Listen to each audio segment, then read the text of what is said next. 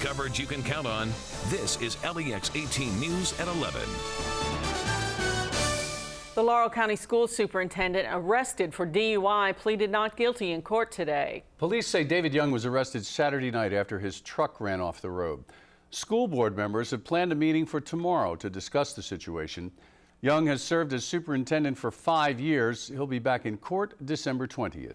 Police have released surveillance footage showing a man breaking into a Boyle County pharmacy and stealing a large amount of medicine. This is video posted on the Danville Advocate Messenger. Cameras at Good Neighbor Pharmacy show what appears to be a man breaking in through a drive-through window, putting medicine into a bag, then leaving through the same window. An employee at a nearby business noticed the window had been damaged and called police. A man with a long criminal past has been arrested in Louisville after taking off from the Fayette County Jail. Joseph Wilson was once dubbed the Christmas Grinch for a series of burglaries that included stealing Christmas presents. The 42-year-old even held police at bay during a standoff. Police were looking for Wilson after he failed to return from a court-ordered jail pass. A New York man has been arrested for an alleged terror plot. And this is what police say the suspect had in mind. Get the latest about the arrest of Jose Pimentel next on LEX 18 News at 11. Sympathizer is in jail after he was accused of building pipe bombs and threatening a number of groups in New York City. We have more about that story from NBC's Michelle Franzen. New York authorities say Jose Pimentel, here at his arraignment, plotted a terrorist attack targeting police and post offices in the city and soldiers returning to the U.S. The suspect was a so-called lone wolf, motivated by his own resentment of the presence of American troops in Iraq and Afghanistan. The naturalized U.S. citizen appeared in court late Sunday, arraigned on charges that include trying to build pipe bombs. He had just finished drilling the third and final bomb. Authorities say the suspect purchased some of the ingredients at local stores with the help of an NYPD informant and used instructions published in Al-Qaeda's Inspire magazine to assemble the explosives at his Manhattan apartment. At a press conference, New York's police commissioner showed a mock-up of the explosives and played a video of the NYPD bomb squad testing the power of the explosives and the damage the suspect could have caused. Pimentel planned to test the effectiveness of the bombs by planting them in mailboxes and detonating them. Police say they have been following Pimentel for nearly 2 years. They described the 27-year-old as an extremist and follower of former Muslim cleric and terror leader Anwar al-Awlaki, who was recently killed in a drone attack. Despite having the motivation, experts say it appears Pimentel wasn't considered a serious threat. This is in local courts. This is the NYPD. This didn't involve the FBI. Federal authorities reportedly declined to get involved in the case because they believe Pimentel is mentally unstable. Michelle Franzen, NBC News, New York. The basketball Cats stay at number 2 in the polls. And is Joker feeling the heat? Will things change with Mitch Barnhart if the Cats lose to Tennessee? The UK coach responds next in LEX 18 Sports. Top 25 poll, but they were the only team in the top 4 to not get a first place vote. North Carolina stays number 1, 62 of 65 first place votes for the Heels.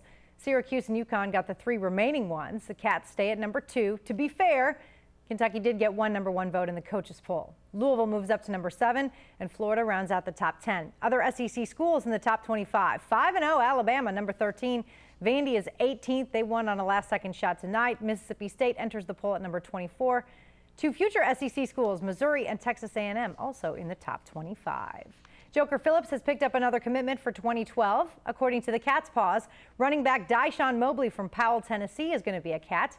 Mobley had one other offer from Toledo, but had been receiving interest from Mississippi State and Vandy.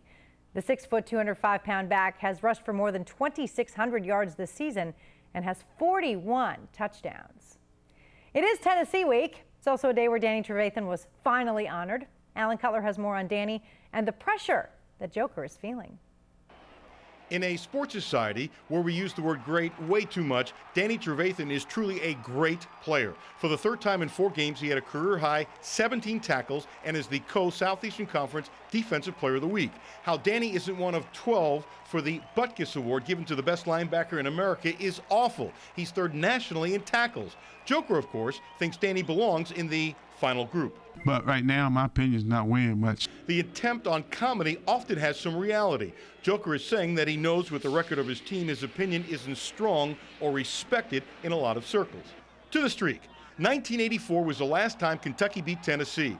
It becomes a topic of conversation every year when Rocky Top is next on the schedule. I'm not going to talk about the streak. I'll talk about the goal of ours to win our last game. When you're talking UK football and you go to sites like our True Blue Fan Facebook site, the big debate is not will Kentucky beat Tennessee, but should Joker stay or should he be fired? Weeks ago, as you know, UK came out and said that Joker will coach next year. Has it changed? I don't have a clue. You know, I'm focusing on this game, this goal that we still have out there. Beat Rocky Top and the healing for Joker with True Blue fans takes a big step forward. Alan Cutler, LEX 18 Sports.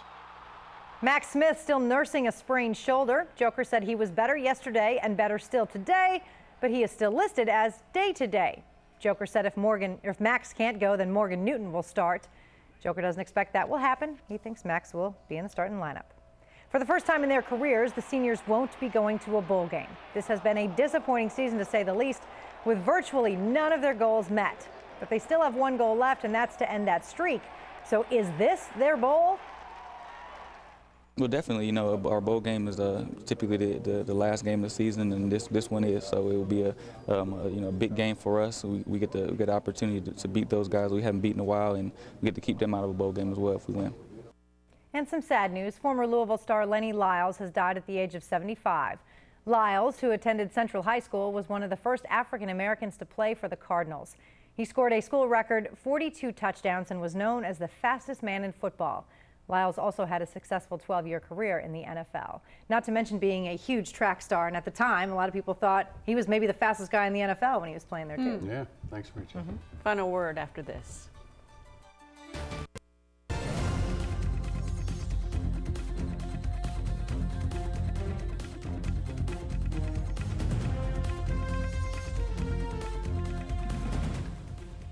Thanks for watching.